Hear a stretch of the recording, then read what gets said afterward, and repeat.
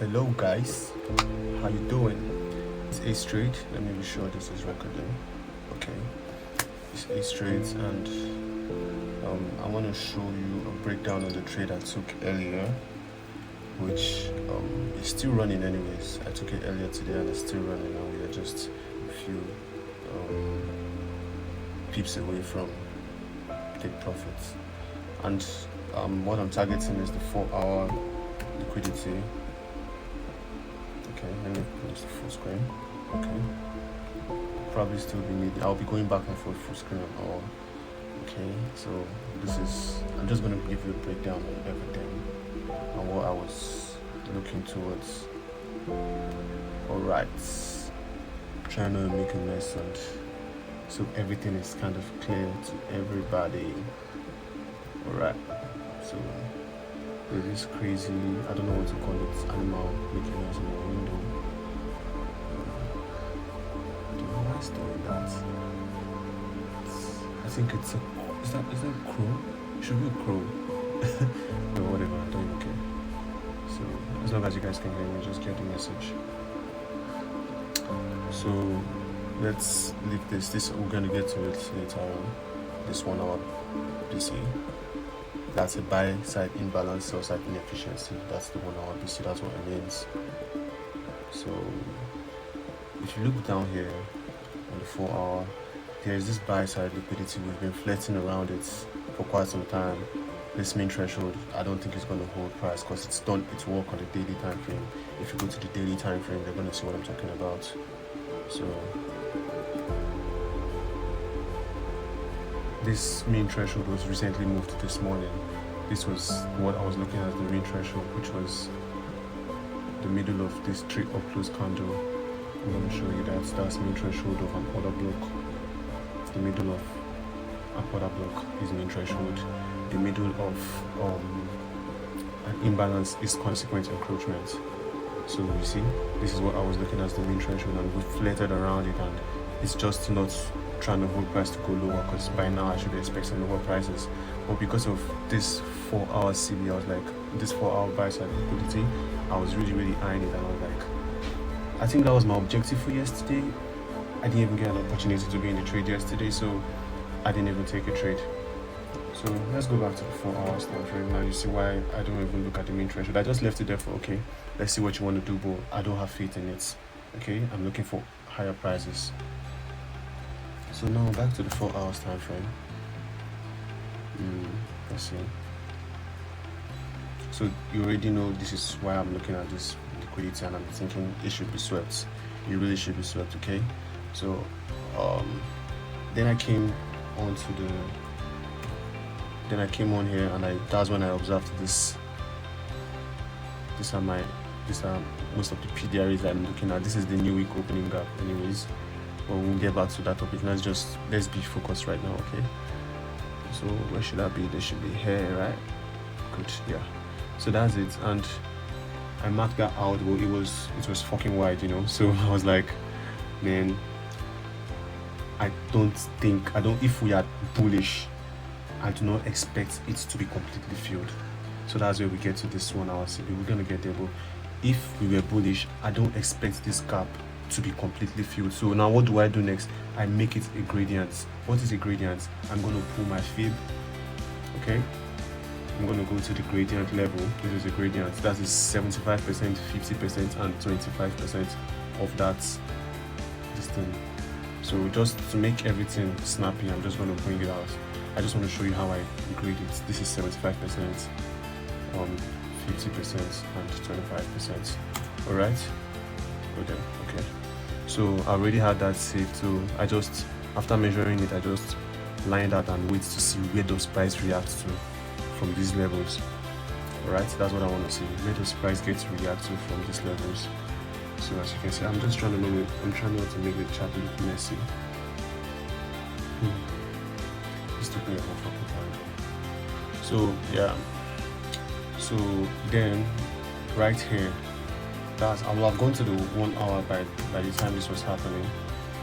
Okay, let me put it on full screen back. So right here, price is trading at the 75% level, and I am seeing this sporadic reaction from price. I'm like, wow, this should be the move. So I just go to the 15 minutes to fulfill unrighteousness. Okay, back to the 1 hour. Let me show you this BC right now. So here I've marked out the BC. This is subordinate. In price swings where the price is meant to go higher, the inefficiencies from the lower time frames are always going to be subordinate to the higher time frame inefficiencies. That is if they are in line together. As you can see, this BC is in line with the 4 hours. This 1 hour BC is in line with the 4 hours BC. So this is parents. So this is stronger. This will hold. This is strong enough to hold price. And as you can see, it holds it well at the 75% level of the 4 hours BC, not needing to trade here. And I was not even anticipating for it to trade here, because if we are bullish and if price wants to get to this objective, it shouldn't trade to it. I was really honestly expecting probably 25% to consequent encroachment. That's 50% of the BC. But as you can see, pinpoints right to the pip, it trades to 75%. So that is quite all right. Then I just quickly go to the 15 minutes just to see, but there really is not much to see anymore, because this reaction was so sporadic and you don't want to like really go crazy and miss out on the price action, right? So once I get all my objectives met on the higher time frames, I just go to the 3 minutes time frame, or sometimes the 1 hour if I don't see anything on the 3 minutes to frame a setup. But I trust the 3 minutes more than the 1 hour, because of the 1 hour is very, very, very sharp. But doesn't mean it doesn't work well. I just prefer to see on the 3 minutes. Okay, so that is that. So then on the 3 minutes, we can see this sell side liquidity was taken out, trades into this, and now we have a shift in market structure. Okay, so I have that safe, but I just don't want to go back and forth with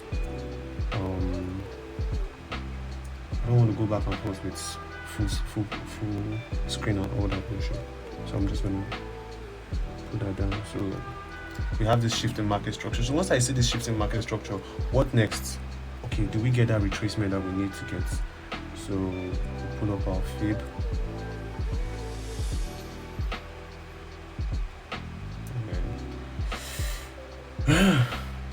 All right, this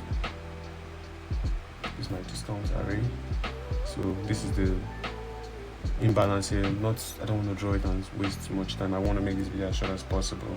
So I'm gonna buy straight out here. I'm gonna go long straight at the touch of that BC. I'm going long.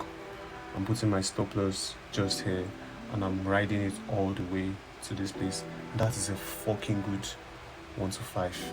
Like it doesn't get any better. Yeah, we got to wait a little bit. I like to see price react immediately, because that gives me the idea of we being in a low resistance liquidity run.